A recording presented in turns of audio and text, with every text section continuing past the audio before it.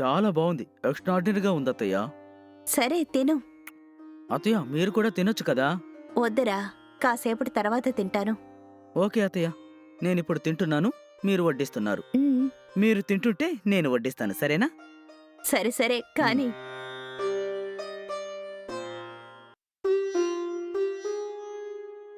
అత్తయ్య సూపర్. ఏంట్రా సూపర్ అంటున్నావు? బిర్యానీ అత్తయ్య. అమ్మ కూడా బిర్యానీ చాలా బాగా చేసేది కదా. ఎంతైనా అత్తయ్య చేతి వంట స్పెషల్ మరి. ఉహుం.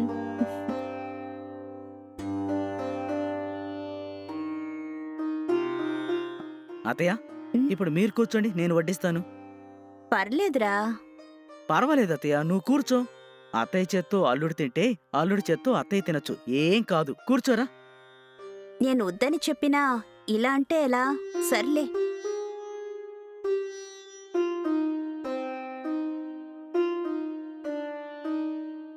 బాగా తినండి అత్తయ్య.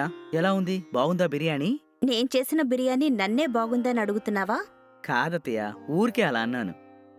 ఉమ్,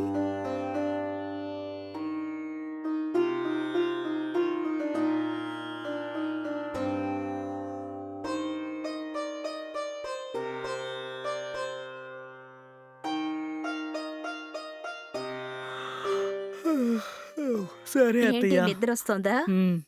సరే వెళ్ళి పడుకో. సరే అత్తయ్య, నేను వెళ్ళి పడుకుంటాను. సరే ఉండు, నీకు బెడ్ రెడీ చేస్తాను. హ్మ్.